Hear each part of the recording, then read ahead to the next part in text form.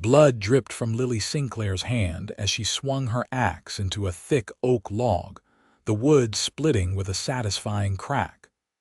Sweat trickled down her temple despite the autumn chill that had settled over Fort Stockton, Texas. The year was 1878, and she had been a widow for precisely 3 months and 17 days, long enough for the raw grief to dull into something manageable, yet not long enough for the townspeople to stop bringing casseroles and pitying glances to her doorstep. "Mrs. Sinclair," a voice called from beyond her fence line. "Got some stew from the wife. Thought you might be needin' it." Lily straightened, her spine stiff as a poker as she turned to face Mr. Donovan, the general store owner. He stood at her gate, a covered pot in his hands and concern etched on his weathered face. "That's very kind, Mr. Donovan," she said, resting her axe against the chopping block. "But I've told everyone in town that I don't need charity." "It ain't charity," he protested, though his eyes darted away from her direct gaze. "Just neighborly is all. I appreciate the thought, but I've got plenty to eat." She gestured to her modest farmhouse and the few acres surrounding it. "The chickens are laying, and I've preserved enough from the garden to last the winter." Donovan shifted uncomfortably. "It's just a woman alone. People talk, Mrs. Sinclair. Let them talk." Lily wiped her bleeding palm on her apron. She'd been splitting wood for 2 hours, determined to have enough to last through the approaching winter. The calluses on her hands had yet to form properly, but she'd be damned if she'd ask for help. "Well, if you change your mind, I won't, but thank you kindly." Her tone was final, dismissive. As Donovan trudged away with his unwanted stew, Lily returned to her work, ignoring the throb in her palm. At 26, she was young enough to remarry, as the town busybodies kept reminding her. Young enough to start fresh with a new husband who could take care of her. But the thought made her stomach turn. Thomas had been the love of her life, and his death from pneumonia had left a wound she couldn't imagine filling with another man. More importantly, she refused to be seen as helpless. The farm was hers now, and she would make it work. By the time the sun began to set, casting long shadows across her yard, Lily had split enough wood to fill the box by the stove. Her hands were raw, her back ached, and her stomach growled with hunger. She hadn't eaten since breakfast, too stubborn to stop working while there was light. As she gathered the last armful of wood, a rider appeared on the road. Strangers weren't uncommon in Fort Stockton, a growing town that served as a stopping point for travelers heading west, but something about the way this man sat his horse caught her attention. Tall and broad-shouldered, he rode with the easy confidence of someone who had spent most of his life in the saddle. The rider slowed as he approached her property, and Lily stiffened. She'd had her fill of well-meaning townsfolk for one day. "Evening, madam," he called, tipping his hat. "Isaac Porter's the name. I was wondering if you might point me toward the McIntyre place." Lily brushed a strand of auburn hair from her face. "You're about 3 miles short. Keep on this road, take the fork to the right when you hit the split elm. You can't miss it." "Much obliged." He didn't move on immediately, his eyes taking in the freshly split wood, her bleeding hand, and the determined set of her jaw. "That's a fair amount of wood for one person to handle." "I manage just fine," she replied curtly. A small smile played at the corners of his mouth. "Never suggested otherwise."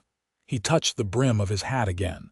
"Thank you for the directions, Mrs. Sinclair, Lily Sinclair, Mrs. Sinclair." He nodded and clicked his tongue, urging his horse forward. Lily watched him ride away, noting the lean strength in his back and the well-worn leather of his saddle. A cowboy, she guessed, maybe looking for work at the McIntyre ranch. Old man McIntyre was always hiring hands for his expanding cattle operation. With a sigh, She carried the last of the wood inside and set about making a simple dinner of beans and cornbread. As she ate alone at her small table, she couldn't help but think about the stranger on the road. There had been something in his eyes, not pity, which she'd grown to recognize and resent, but something else. Interest, perhaps. Respect. She pushed the thought away. The last thing she needed was to be mooning over some cowboy passing through.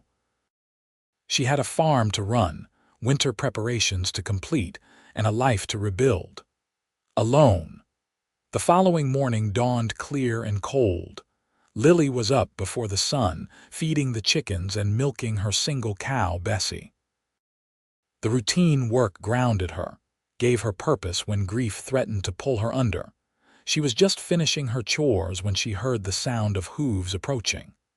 Looking up, she was surprised to see Isaac Porter riding into her yard, leading a packhorse laden with supplies.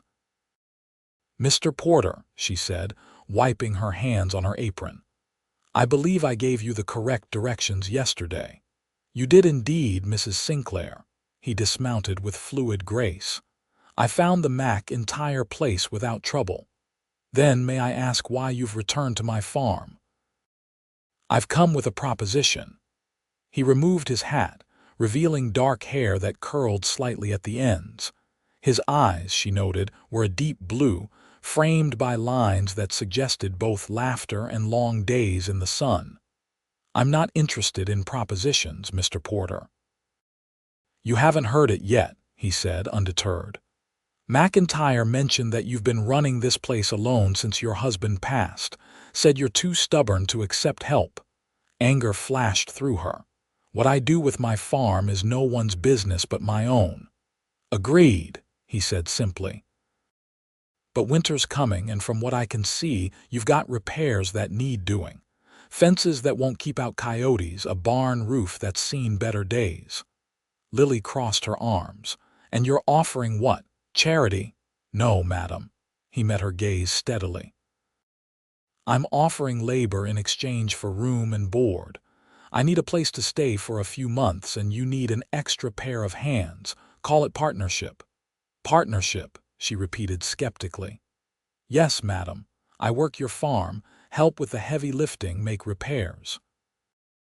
You provide a place to sleep and meals. Come spring, I'll move on and you'll have a farm in better shape than it is now." "Why would you want to stay here?" "McIntyre pays good wages." Isaac shrugged. "McIntyre has all the hands he needs for winter. He's only hiring for the spring drive. And I've got my reasons for wanting to stay in one place for a spell. Reasons you're not sharing." "Not at the moment, no." A smile tugged at his mouth again. "Nothing nefarious, I assure you, just personal." Lily studied him, trying to gauge his intentions. He was right about the farm. There were repairs she'd been putting off, tasks that required strength she didn't have. The barn roof did need fixing before snow came, and several sections of fence had been damaged during the last storm. "I don't need a man to run my farm," she said finally. "I'm not offering to run it. I'm offering to work it under your direction." He gestured to the farmhouse. "You'd be the boss, Mrs. Sinclair. I'd just be the hired help who gets paid in food and lodging instead of cash." It was tempting, far more tempting than she wanted to admit. "The town already talks enough about me, Mr. Porter. Having an unmarried man staying on my property would give them even more to gossip about." "Which is why I'd stay in the barn," he replied promptly. "And why we'd make it clear to anyone who asks that this is strictly a business arrangement." Lily chewed her lip, considering. The practicality of his offer was undeniable. Winter in Texas could be unpredictable, sometimes mild, sometimes brutal. Having help would make the difference between mere survival and actually getting ahead. 2 months, she said finally. "You can stay until the end of January. By then McIntyre will be hiring for spring and you can move on." "Fair enough." He extended his hand. "Partners then?" After a moment's hesitation, Lily took it. His grip was firm, his palm calloused from work. Partners, Mr. Porter. But understand this, I make the decisions here. This is my farm. Wouldn't have it any other way, Mrs. Sinclair. He released her hand and gestured to his pack horses. Where would you like me to put my things? The barn has a small room at the back. It's not much, but it's got a cot and a stove. That'll do fine. And after I'm settled, maybe you can show me what needs doing first. Lily nodded, already compiling a mental list. The north fence needs mending. We've had wolves coming closer lately, and I can't afford to lose any livestock. North fence it is. He led his horses toward the barn, then paused and looked back. One thing, Mrs. Sinclair. Yes, I hope you're a decent cook. I've eaten my own trail cooking long enough to know that a man can survive on it, but not happily. For the first time in months, Lily felt a genuine smile tug at her lips. I'm a fair cook, Mr. Porter, better than decent on most days. Then I think this partnership will work out just fine. As she watched him lead his horses to the barn, Lily couldn't decide if she'd just made a practical business decision or a terrible mistake. Either way, there was no denying the flicker of something relief, perhaps, or maybe just curiosity that had sparked to life inside her. Isaac settled into the small room at the back of the barn with an efficiency that spoke of a man accustomed to making do. The space was dusty and smelled of hay, but it was shelter, and after weeks on the trail, that was luxury enough. He unpacked his few possessions, extra clothes, a battered copy of the Iliad, a Colt revolver and ammunition, and a wooden box containing letters from his sister back east. The rest of his supplies consisted of practical items, tools, spare parts for his saddle, medicines for himself and his horse. By midday, he had staked out his horses in a small paddock adjacent to the barn and was ready to begin work. Lily, true to her word, had a list of tasks that needed doing. The north fence was top priority, followed by patching the barn roof, cleaning the well, and chopping enough firewood to last through the winter. I've already made a start on the wood, she said as they walked the perimeter of her property.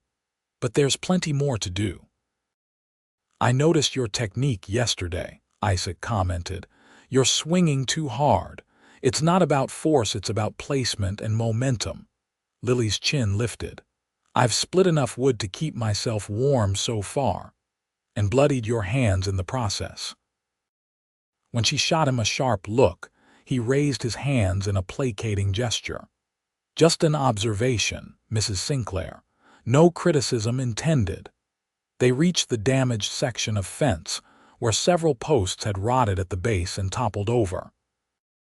Wolves or coyotes had taken advantage of the gap, leaving tracks in the soft earth. I've been patching it as best I can, Lily explained, but without proper posts, it's just temporary. Isaac knelt to examine the damage. You've got timber on your property. I can cut new posts and have this section solid within a few days. You know fencing? Yes, madam. I've worked ranches from Texas to Montana, spent enough time mending fences to know my way around it. You're a long way from Montana. That I am. He didn't elaborate and Lily didn't press. Whatever had brought him to Fort Stockton was his business, just as her grief was hers. They spent the afternoon working side by side, salvaging what they could from the old fence and marking trees that would make suitable posts. Isaac worked steadily, with the quiet competence of a man who knew his trade. Occasionally, he would offer a suggestion or ask a question, but he seemed to understand Lily's need to remain in control, to be the one making decisions. As the sun began to dip toward the horizon, Lily called a halt to the day's work. Supper will be ready in an hour, she said, heading toward the house. You can wash up at the pump. Isaac nodded, watching her go with thoughtful eyes. She was a proud woman, that much was clear. Proud and determined to prove herself capable. He admired that, even as he recognized the loneliness that shadowed her steps. That evening, they ate a simple but satisfying meal of pork, potatoes, and fresh bread. Lily, it turned out, was indeed a more than decent cook. They spoke little during the meal, but the silence wasn't uncomfortable. It was the silence of two people who had grown accustomed to their own company. "Your husband," Isaac said as Lily cleared the plates. "How long has he been gone?" "3 months. She didn't look at him as she answered, focusing on scraping the remains of the meal into a bucket for the chickens. "I'm sorry for your loss." "Thank you." Her voice was tight, controlled. "It was pneumonia. Quick at least." Isaac nodded, understanding what she wasn't saying. In a way, a quick death was a mercy, but it also left no time for goodbyes, for preparation. "My wife died 5 years ago," he said quietly. "Childbirth, lost her and the baby both." Lily turned then, surprise softening her features. "I didn't realize you were widowed too." "Yes, madam." He met her gaze steadily. "So I understand something of what you're going through." For a moment, a flicker of shared understanding passed between them. Then Lily turned back to her task, her shoulders straightening. "Well, Mr. Porter, I appreciate your hard work today. I'll expect you at sunrise tomorrow to continue with the fence." "I'll be ready," he assured her, recognizing the dismissal. He stood, placing his hat on his head. "Good night, Mrs. Sinclair." "Good night." As he walked back to the barn under a sky pricked with stars, Isaac reflected on the widow Sinclair. She was beautiful, there was no denying that, with her auburn hair and clear green eyes. But it was her determination that drew him, the fierce independence that reminded him, oddly enough, of his late wife. Rebecca had been strong too, unafraid to speak her mind or stand her ground. It had been 5 years since he'd lost her, 5 years of drifting from ranch to ranch, never staying long enough to put down roots or form attachments. Perhaps it was time to stop running, but that was a thought for another day. For now, he had a fence to mend and a partnership to honor. The days fell into a rhythm as October gave way to November. Isaac rose with the sun, tended to his horses, then joined Lily for a breakfast of porridge or biscuits and gravy. They would discuss the day's tasks over the meal, then set to work. The fence was his first priority, and he approached it methodically, cutting new posts from sturdy oak, digging deep holes, and setting them firmly in place. Lily worked alongside him when she could, between tending to her chickens, cow, and the endless chores that came with maintaining a home. They were a good team, Isaac realized with some surprise. She was quick to learn, unafraid of hard work, and possessed a practical intelligence that he respected. For her part, Lily seemed to be gradually accepting his presence, her initial wariness giving way to a cautious trust. A week into their arrangement, a cold front swept through, bringing with it a steady, bone-chilling rain that kept them confined to the barn and house for 2 days. Isaac took advantage of the enforced idleness to repair harnesses and tools, while Lily caught up on mending and baking. On the evening of the second day, the rain still drumming on the roof, Lily called Isaac in from the barn for supper. She'd made a hearty stew, rich with vegetables and chunks of rabbit that Isaac had snared earlier in the week. "This weather will set us back on the fence," she said as they ate. "Yes, but not by much. The posts I've already set should hold firm." He sopped up gravy with a piece of bread. "Once it clears, I can finish the section we started and move on to the east side." Lily nodded, pushing her stew around her bowl without much appetite. Isaac noticed but didn't comment. Instead, he asked, "How long have you had this farm?" "Thomas and I bought it 4 years ago. It was run down then, barely habitable. We fixed it up bit by bit." A faint smile touched her lips. "The first winter, we had to stuff rags in the window frames to keep the wind out." "You've done a fine job with it." Thomas did. He had a way with things could fix almost anything. The smile faded. I'm still learning. You're doing better than most would in your situation. Lily looked up, a flash of defiance in her eyes. Most women, you mean? Most people, he corrected mildly. Man or woman, running a farm alone isn't easy. She studied him for a moment, then her expression softened slightly. No, it isn't, but I'm managing. That you are, Mrs. Sinclair. Lily, she said suddenly. If we're to be partners, even temporarily, you might as well use my given name. Isaac smiled. Lily then, and I'm Isaac, not Mr. Porter. Isaac. She tested the name, and he found he liked the way it sounded on her lips. Were you always a cowhand, Isaac? No, not always. I grew up in Pennsylvania. My father was a blacksmith. I learned the trade from him, but I had itchy feet even then. When I was 18, I headed west. He chuckled at the memory. Had some romantic notion of adventure and fortune. Did you find it? Adventure, I mean. Some. Also found hard work, bad weather, and more than a few tight spots. He took a sip of coffee. But I wouldn't trade the experience. It's shaped who I am. And your wife? Where did you meet her? In Colorado. Her father ran a general store in a mining town where I was working as a smith. Rebecca was. He paused, searching for the right words. She was sunshine. Full of life, always ready to laugh or sing. She could light up a room just by walking into it. Lily nodded, understanding in her eyes. Thomas was quiet, thoughtful. He loved books and ideas. He'd sit up half the night reading if I let him. Her voice grew softer. I used to tease him about loving his books more than me, but that wasn't true. He loved deeply, just quietly. It sounds like you were well matched. We were. She stood, collecting their empty bowls. More coffee. Please. As she poured, the wind picked up outside, rattling the windows. It's going to be a cold night, she observed. Is your stove in the barn efficient? Lily asked, genuine concern in her voice. Efficient enough. I've slept in worse conditions. Still, if it gets too cold. I'll manage, he assured her. I've got plenty of blankets and the horses generate some heat. Lily nodded, but her brow remained furrowed.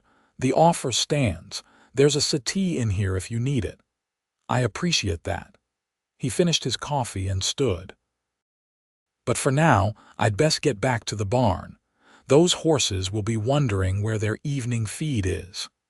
She walked him to the door, where they paused, suddenly awkward in the close confines of the entry. Isaac was acutely aware of her proximity, of the faint scent of lavender that clung to her clothes.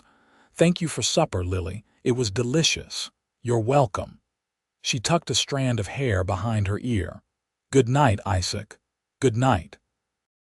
As he trudged through the mud to the barn, Isaac found himself thinking about the way she'd said his name, the softening in her eyes when she spoke of her husband. Lily Sinclair was thawing slowly but surely, and if he was honest with himself, so was he. The rain continued through the night and into the next morning, but by noon the clouds had broken, allowing weak sunlight to filter through. The ground was sodden, too wet for fence work, so Isaac turned his attention to the barn roof. From his perch atop the structure, he had a clear view of Lily's property. It was modest but well laid out. The farmhouse with its small kitchen garden, the chicken coop, the paddock where Bessie grazed, and beyond, fields that had been planted with corn and wheat during the growing season. A creek ran along the eastern boundary, providing water for the farm. As he worked, Isaac could see Lily moving about the yard, tending to her chores. She wore a simple blue dress with an apron, her auburn hair pulled back in a practical bun.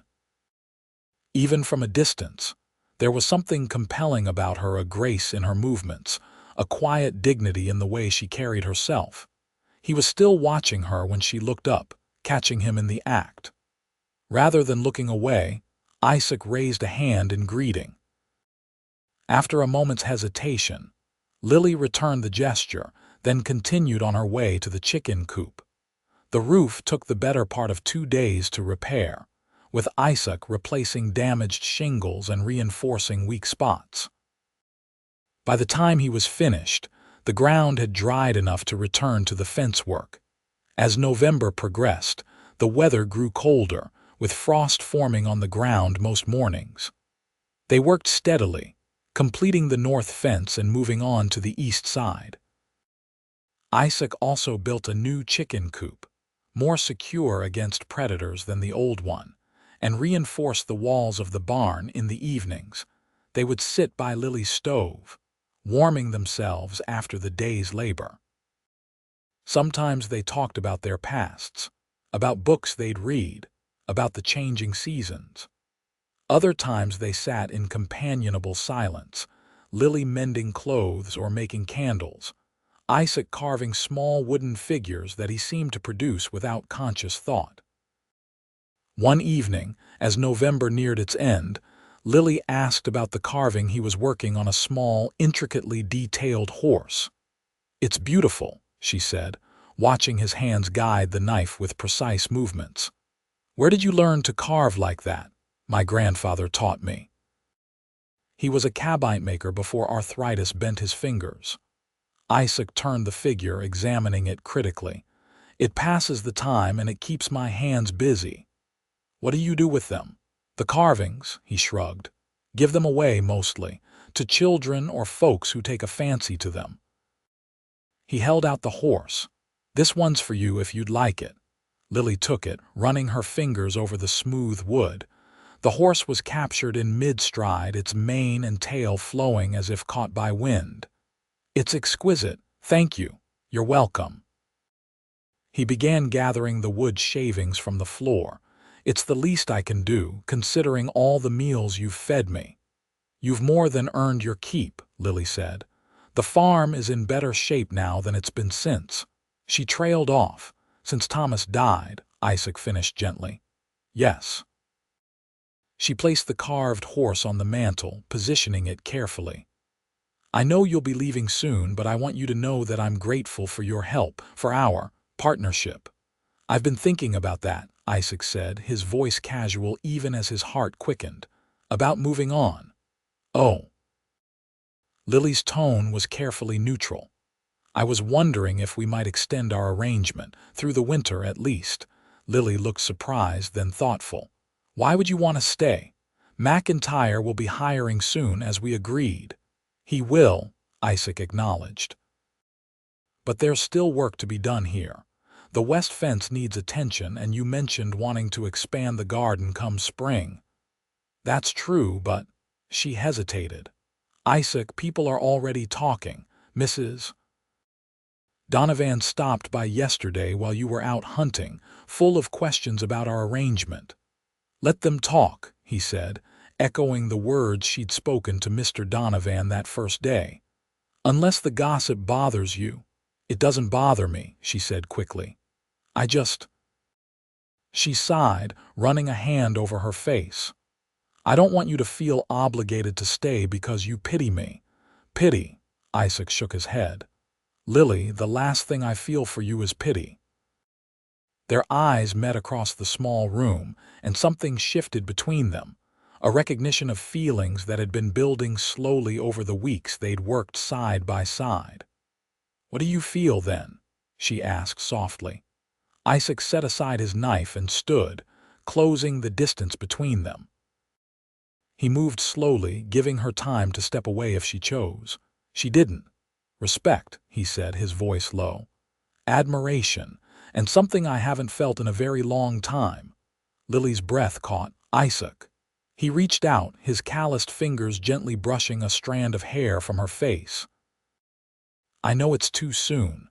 I know you're still grieving Thomas just as I still carry Rebecca in my heart, but I think there might be room for something new, something different but no less real." Lily's eyes shimmered with unshed tears. "I feel like I'm betraying him." "You're not. Loving again doesn't diminish what you had with him." His hand cupped her cheek. "I'm not asking for promises, Lily, just possibility." For a long moment she was still, her expression conflicted. Then slowly she leaned into his touch, her eyes closing briefly. Possibility, she whispered. I think I can manage that. Isaac smiled, his thumb tracing the curve of her cheekbone. Then I'll stay, through winter, and we'll see where possibility leads us. When he left for the barn that night, the air between them had changed, charged with a tentative hope that neither had expected to find again. The first snow of the season came in early December, a light dusting that melted by midday but served as a reminder that winter was truly upon them. Isaac had finished the east fence and was halfway through repairs on the west side when the weather forced them to focus on indoor tasks. Lily taught him how to make candles, laughing at his clumsy first attempts. He showed her how to mend harnesses and sharpen tools properly. They worked well together, their initial awkwardness giving way to an easy companionship that felt as natural as breathing. In town, the gossip continued. Lily heard it when she went to purchase supplies, whispered comments about the widow Sinclair and her hired hand, speculation about the nature of their relationship. She held her head high, ignoring the sidelong glances and abrupt silences when she entered a room. Let them talk, she told Isaac when she returned from one such trip. They've got nothing better to do with their time. He smiled, impressed by her resilience. Does it bother you, though, truly? She considered the question as she unpacked the goods she'd purchased: flour, sugar, coffee, a bolt of wool for winter clothing. It bothers me that they think they have the right to judge my life, she said finally. But their opinion doesn't matter to me. What matters is here on this farm. What she didn't say, but what Isaac understood, was that what mattered was what was growing between them, a tender, cautious affection that neither of them had sought but both now cherished. As Christmas approached, Isaac noticed Lily becoming quieter, more withdrawn. He didn't press, recognizing the signs of grief resurfacing. The holidays were always difficult after losing someone. He knew that all too well. On Christmas Eve, he surprised her by bringing in a small pine tree he'd cut from the edge of her property. "What's this?" she asked, eyes widening as he set it up in a corner of her front room. "Thought we might decorate it," he said with a shrug that didn't quite hide his uncertainty. "Unless you'd rather not." "No, I'd like that." Her voice was soft. "Thomas and I always had a tree." Together, they decorated the small pine with items found around the farm: dried berries, pine cones, scraps of colorful fabric tied into bows. Isaac produced a small carved star for the top, made in secret over several evenings in the barn. When they were finished, they sat before the fire, admiring their work. The tree wasn't grand, but it was cheerful, a defiant symbol of life and continuity in the face of loss. "I have something for you," Isaac said, reaching into his pocket. He withdrew a small wooden box, also of his making, its lid carved with an intricate pattern of leaves. "Merry Christmas, Lily." She took it, running her fingers over the carving. "It's beautiful. Open it." Inside, nestled on a bed of soft cloth, was a delicate silver pendant in the shape of a lily hanging from a slender chain. "Isaac," she breathed, lifting it. "Where did you?" "I rode to El Paso last week when you thought I was hunting. There's a silversmith there who owed me a favor." He smiled at her surprised expression. "Do you like it?" "It's perfect, but I don't have anything for you. You've given me plenty." When she looked confused, he explained, "A place to stay, good meals, companionship, more than I expected to find when I rode into Fort Stockton." Lily clutched the necklace, her eyes bright with emotion. "Will you help me put it on?" He moved behind her, taking the chain from her hands. His fingers brushed the nape of her neck as he fastened the clasp, and he felt her shiver slightly at the touch. "There," he said, his voice rougher than he'd intended. Lily turned to face him, the silver lily gleaming against her skin. "Thank you." They were close, so close that Isaac could see the flecks of gold in her green eyes, could feel the warmth of her breath. Slowly, giving her every chance to pull away, he leaned forward. Their first kiss was gentle, questioning, a breath of contact that asked permission before deepening. Lily's hands came up to rest on his shoulders, neither pushing him away nor pulling him closer, simply accepting the moment for what it was, a new beginning. When they parted, Isaac rested his forehead against hers. "Merry Christmas, Lily. Merry Christmas, Isaac." Her voice was steady, her smile genuine. "I'm glad you're here. So am I." That night, as snow began to fall outside, blanketing the farm in white silence, Isaac returned to the barn with a warmth in his chest that had nothing to do with the season, and everything to do with the woman whose gentle strength had begun to heal something in him he'd thought broken beyond repair. January brought bitter cold and heavy snow, unusual for that part of Texas. Isaac moved his bedding from the barn to Lily's spare room after a particularly harsh storm, a practical decision that they both pretended had nothing to do with the growing closeness between them. They kept to their separate rooms, maintaining propriety even as their hearts drew them together. During the day, they worked side by side, clearing snow, caring for the animals, and preparing for spring planting.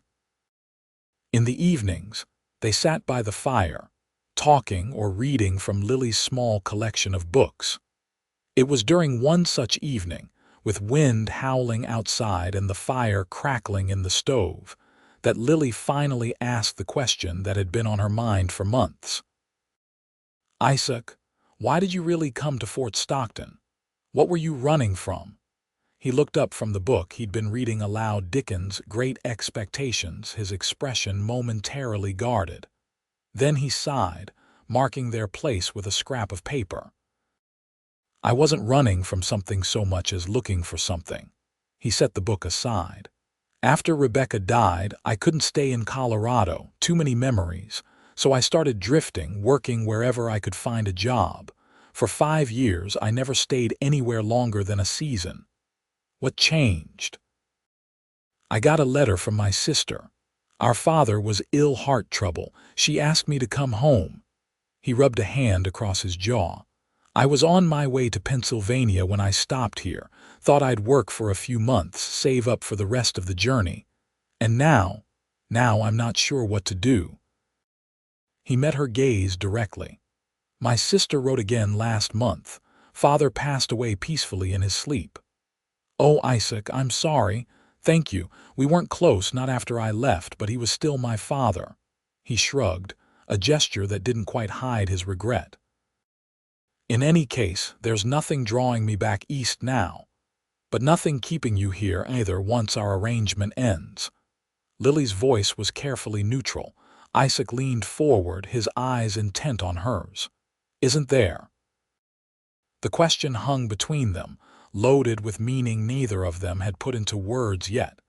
Lily twisted the silver lily pendant that she'd worn every day since Christmas. "Isaac, I don't know what I'm ready for. I understand." And he did. Grief wasn't something you could force your way through. It had its own timeline, its own rhythm. "I'm not asking for promises, Lily, just honesty." She nodded, her expression thoughtful. "Honestly, then, I care for you more than I expected to care for anyone again, but I'm afraid." "Of what?" "Of losing someone else I love." The word love slipped out unintentionally, and she looked startled by it. Isaac's heart quickened, but he kept his voice steady. "That's a risk we all take, loving someone. There's no guarantee against loss. I know that." She twisted her hands in her lap. "I just don't know if I'm brave enough to face it again." Isaac reached across the space between them, taking her hands in his. "You're the bravest person I know, Lily Sinclair. You faced widowhood with dignity and determination. You refused to be pitied or treated like you couldn't manage. That takes courage." She looked down at their joined hands, then back up to his face. "When do you have to decide? About staying or going? There's no deadline. But McIntyre mentioned he'll be hiring for spring roundup in February. That's soon. Yes. He squeezed her hands gently. But not so soon that we can't figure things out. The conversation left them both thoughtful, aware that they were approaching a crossroads. January continued, cold and relentless, but the emotions warming between them seemed to make the winter more bearable. They celebrated the new year quietly, with a special dinner and a bottle of wine that Isaac had purchased in town. As midnight approached, they stood on the porch, wrapped in blankets, watching stars prick the clear, cold sky. "What do you wish for in the new year?" Isaac asked, his breath forming clouds in the frigid air. Lily considered the question, her face illuminated by the light spilling from the window. "Peace," she said finally, "and courage." He nodded, understanding. "Good wishes." "And you, what do you wish for, Roots?" he said simply. "I've been drifting long enough." As the clock inside chimed midnight, he turned to her, his eyes reflecting starlight. "Happy New Year, Lily." "Happy New Year, Isaac." Their kiss this time was less tentative than on Christmas Eve, warmed by the growing certainty of their feelings. When they parted, Lily's cheeks were flushed, and not just from the cold. "We should go in," she whispered, "before we freeze." But they lingered a moment longer, reluctant to break the spell of the new year and all its possibilities. January gave way to February, and with the changing month came a subtle shift in the weather. The bitter cold eased slightly, and there were days when the sun shone warm enough to melt the snow in patches, revealing the dormant earth beneath. Isaac had been in Fort Stockton for over 3 months now, and the deadline they'd set for the end of their arrangement was approaching. Neither of them had mentioned it directly, but it hung in the air between them, an unspoken question that needed answering. On a particularly mild day in mid-February, Isaac rode into town for supplies. While there, he stopped at the McIntyre Ranch as promised, to discuss the possibility of work for the spring roundup. Old man McIntyre, a grizzled cattleman with a shrewd business sense, offered him a position starting in March. "Pays good," McIntyre said, pouring whiskey into 2 glasses. "And there's a cabin you could use, better than sleeping in a bunkhouse with the young bucks." Isaac accepted the whiskey but not the job, not yet. "I need some time to consider it," he said. McIntyre eyed him over the rim of his glass. "It's the widow Sinclair, isn't it? Heard you've been staying at her place." "We have an arrangement," Isaac said, his tone neutral. "I work her farm in exchange for room and board." The older man didn't look convinced. "Well, the offer stands, but I'll need to know by the end of the month." Isaac nodded, finished his drink, and left, his thoughts churning. The job was a good one, steady work, decent pay, a chance to use his skills. But taking it would mean leaving Lily's farm, seeing her only occasionally when his duties allowed. Unless an idea began to form in his mind, a possibility he hadn't considered before. By the time he returned to the farm, he had the outline of a plan, though he wasn't sure if he had the courage to propose it. Lily was in the barn when he arrived, tending to Bessie, who was heavy with calf and due to deliver any day. She looked up at his approach, a smile warming her features. "How was town? Busy?" He unsaddled his horse, brushing it down with practiced movements. "McIntyre offered me a job for the spring roundup." "Oh," her voice was carefully neutral. "When would you start?" "March if I accept." "If," she looked at him questioningly. I didn't give him an answer yet. Isaac hung the saddle on its rack. "I told him I needed time to consider it." Lily nodded, returning her attention to Bessie. "That's sensible. It's an important decision." Isaac watched her for a moment, gathering his courage. "Lily, there's something I want to discuss with you." "Yes, not here. Tonight after supper." She looked curious but nodded. "All right." The day passed with both of them engaged in their usual chores, but there was a tension in the air, an awareness that something important was about to happen. Isaac spent an hour in the barn, working on a small project he'd been saving for the right moment. Lily, in the house, baked bread and prepared a stew, her movements mechanical as her mind raced with possibilities. After supper, they sat by the fire as usual, but the familiar comfort of their routine was overlaid with anticipation. "You wanted to talk," Lily prompted when Isaac remained silent. He nodded, reaching into his pocket and withdrawing a small object. "I've been thinking about what happens next. About McIntyre's job offer and about us. And I've realized that what I want isn't a job on another man's ranch." He held out his hand, revealing a small wooden box similar to the one he'd given her at Christmas, but smaller. "What I want is a partnership. A real one, not just a temporary arrangement." Lily's eyes widened as she took in the significance of the box, of his words. "Isaac, let me finish," he said gently. "I know it hasn't been long, I know we're both still carrying grief. But I also know that what's grown between us is real and true." He opened the box, revealing a simple gold band. "I'm not asking you to forget Thomas. I'm asking you to make room in your heart for something new, just as I've made room alongside my memories of Rebecca." Lily's eyes filled with tears. "What exactly are you proposing?" "A true partnership. Marriage, if you'll have me. We would run this farm together, build a life together." He took a deep breath. "I love you, Lily Sinclair. I didn't expect to find love again, but here it is, and I'm not willing to ride away from it." Lily reached out with trembling fingers to touch the ring. "Where did you get this?" "It was my mother's. I've carried it with me since she died, 10 years ago." He smiled faintly. "She told me to give it to the woman who made me want to stop wandering. That's you, Lily."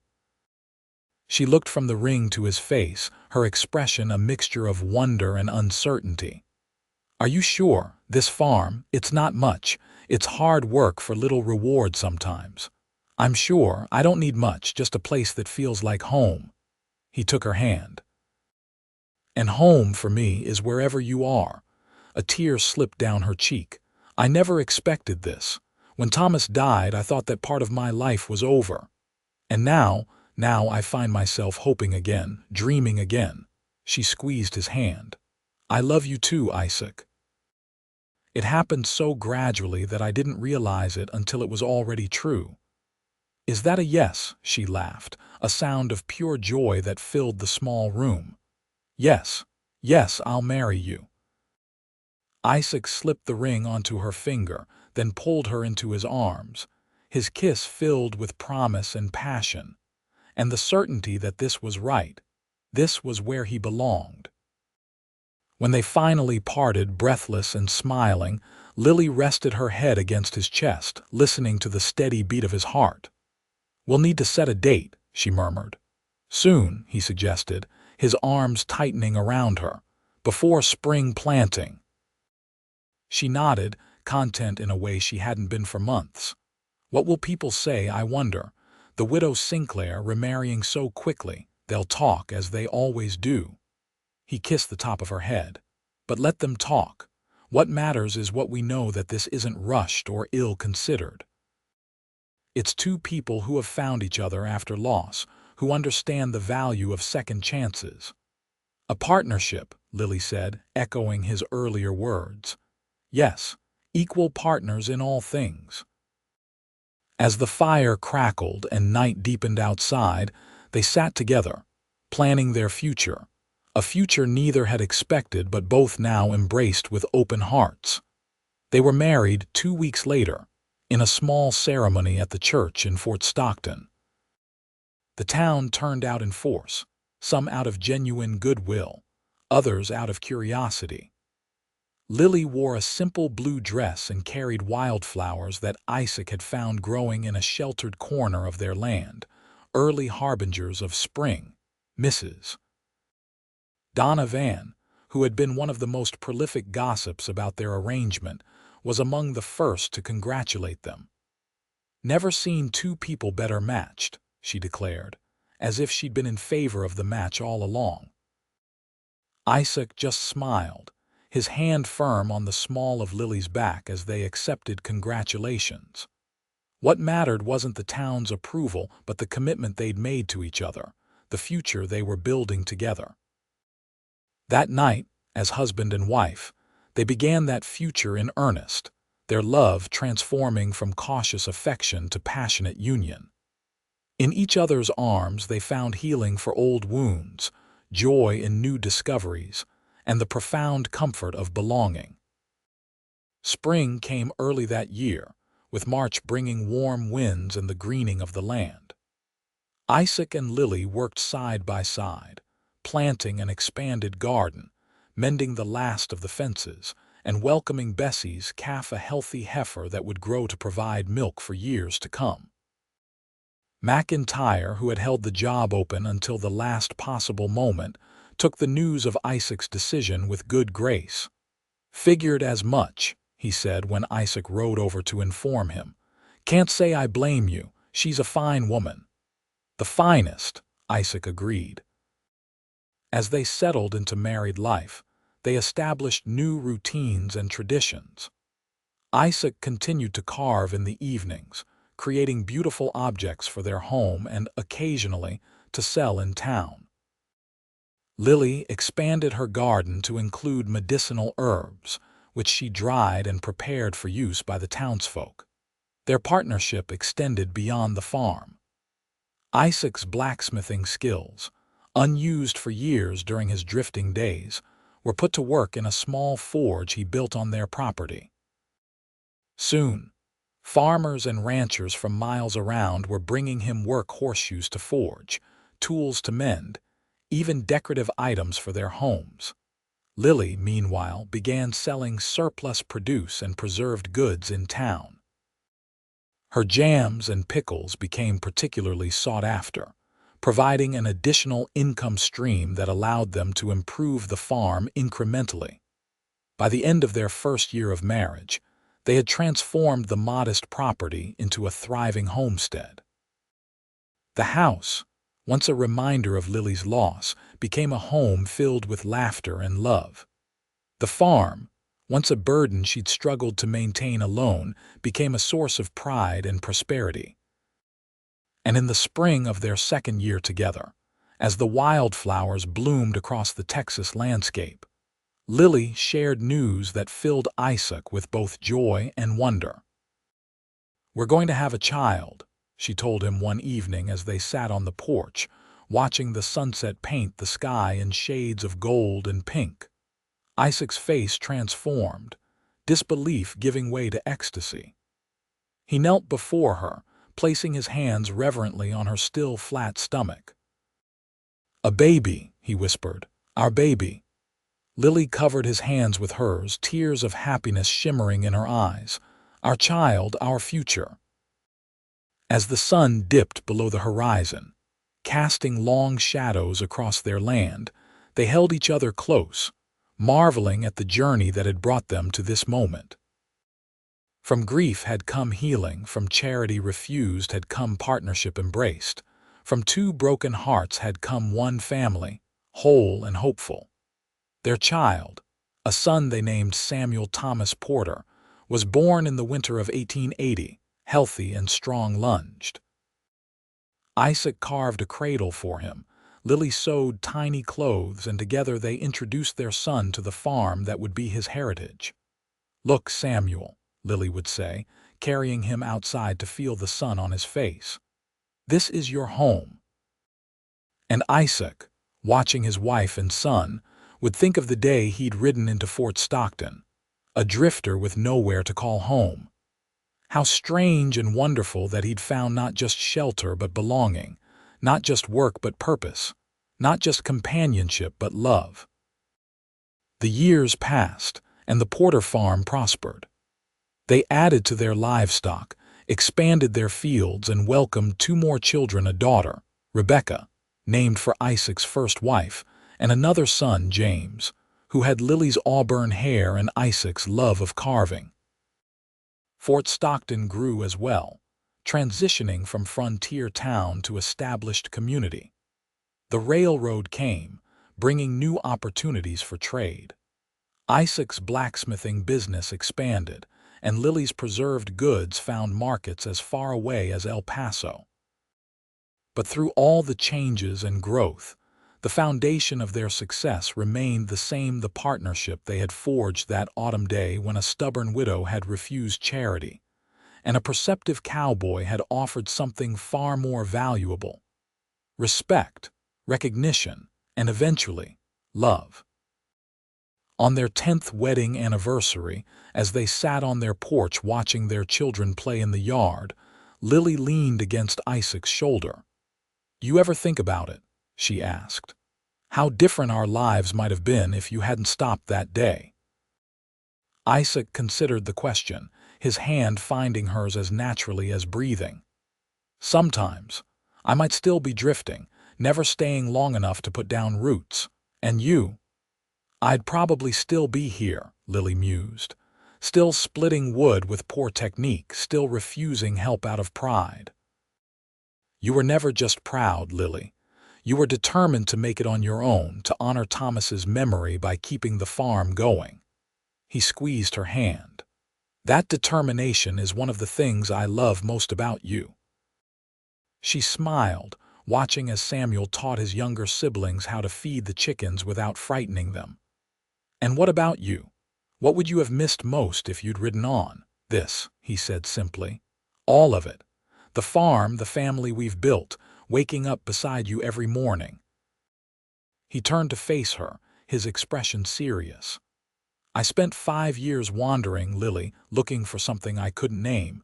It wasn't until I found you that I realized what I'd been searching for all along." "And what was that?" "A reason to stay. A place where I belonged completely." He brushed a strand of hair now threaded with a few strands of silver from her face. "You gave me that. You and our children and this land." Lily leaned into his touch, her heart full. "Partners," she whispered. "Always," he promised, sealing the word with a kiss as golden light spilled across their land, their home, their shared life built on mutual respect and enduring love. In the years that followed, the story of the widow who refused charity and the cowboy who called it partnership, instead, became something of a legend in Fort Stockton.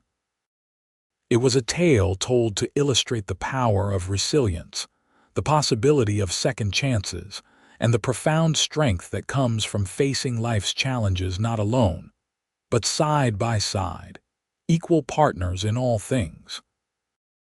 And for Isaac and Lily Porter, it was simply the foundation of their life together, a life richer and more fulfilling than either could have imagined on that autumn day when their paths first crossed on a dusty Texas road.